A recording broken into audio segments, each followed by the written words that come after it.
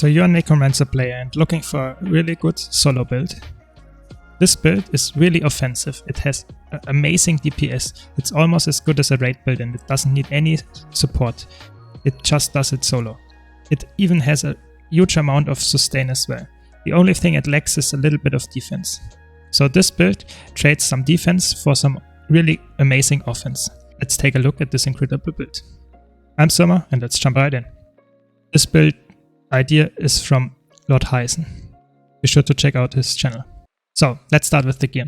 You want to run full Celestial on every single piece. And you want to run Rune of the Trapper for maximum condition damage. If you have infusions, you can go for condition or expertise infusions, they are all good. Then you want to run Relic of the Midnight King for some really easy Fury and Might axes.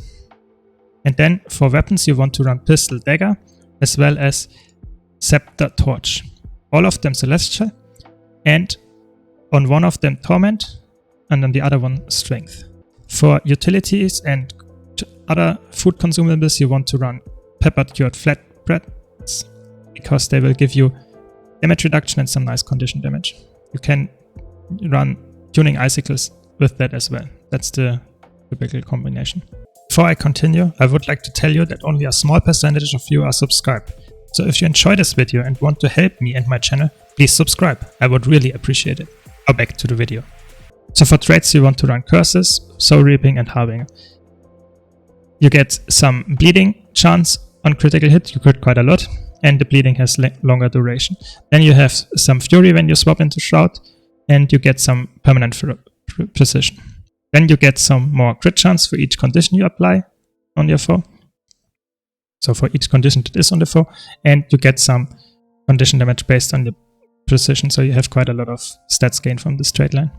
Then you get some Torment when you disable a foe, and you have quite a lot of disables, so you get a lot of procs of this. Then you heal, that's really strong, that's your second heal, so to say, or your third, because you get 5% of your damage that you deal with your conditions, you heal. And then you get some really strong condition damage increase and base duration increase of your Scepter skills, and the 3 skill is empowered. Then you have Soul Reaping, gives you some nice life force, the recharge of Shroud skills is lower, and you get some more maximum life force. That's really important, your vulnerability application comes just from your spamming your Shroud skill 1. And you get some nice damage buff when you exit or enter Shroud, which you can have permanently. And then you get some nice damage from the Shroud skill 1 as well, with the burning.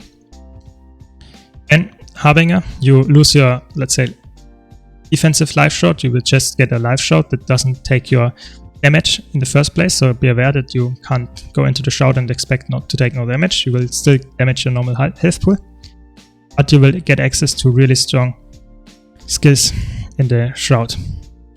So you get some nice CC here, some jump, evade, and some daze. You get some mobility on your 3 skill, and some really heavy condis on your 2 and this 1 skill. And you get some really strong poison application in your 2 in Harbinger Shroud, and you get some more condition damage for each stack of Blight you have. Blight is a new mechanic from Harbinger, so every time you use your Harbinger skills, you will get some Blight, which will decrease your maximum life for a few seconds, but you will get some really strong healing effect from this. And with this trade it will also increase your condition damage, so it's really strong. So be aware that you decrease your health, but you get some really strong healing, so that's a trade-off. And you get some vitality increase here, really good, and you heal for each stack of Blight you have every second, so that's quite a lot. And you get some life force when you enter Harbinger Shroud, because your Shroud doesn't soak any damage anymore. And then you get some pistol skills recharge reduction, and you get some expertise based on your vitality, and you have a lot of vitality, so you get a lot of expertise from this. And then in the Shroud you will pulse every 3 seconds some weakness and torment, so heavy damage around you. Be aware it is a melee 180 radius only, but it will also increase your condition damage really, really heavily. If you feel like you can only play with quickness, you have to swap this trait. Then you get permanent quickness, but you do more damage with this trait.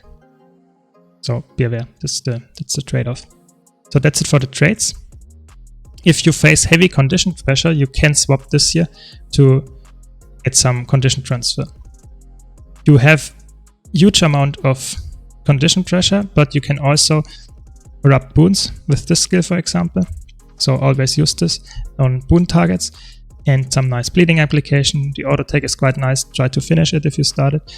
But then you have some nice life force here and damage. So you all spam those skills most of the time. This is some nice might. Also gives you fury and some really good damage. It's single target only, but it's really important for upkeeping your Midnight Relic. Then you have the other CC is the Wild Blast, and your short skill is also CC, but this is also really good. You should always use that because it's upkeeping your fury and your might. And you have some really heavy hitting skills on the 1 and 2, so always spam those. And then your 5 skill is not that crazy, but it also does some damage. And your 4 skill you should only use when you have conditions on you. For example, when you cast Blood is Power, you get some self-bleeding, you can then send it to the enemy, and that's increasing your damage even further. Blood is Power is a really important skill because it gives you some might, long-lasting might, and some heavy damage. And then you get some nice healing skill here. Aware that this is a elixir, so it will decrease your health as well, like you can see, but it gives you some blight stacks which will increase your damage of some skills or your value, but also gives you some nice healing over time effect. Then you get, that's your quickness skill. If you don't have the quickness trait, use it whenever you need it. Always spam it most of the time. And then you have here some nice might and fury access. You should always use that as well, just to upkeep the permanent fury and 25 might stacks. And then of course, if you have a burst phase, for example, if you are about to CC or break the break bar, you can use this because you will get all boons for 5 seconds, really strong, and you will apply some heavy conditions on the target.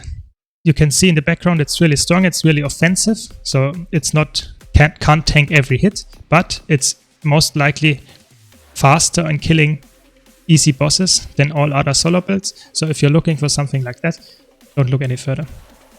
And I hope you enjoyed this video. If you did, be sure to leave a like. If you want to see more build guides like this, don't forget to subscribe.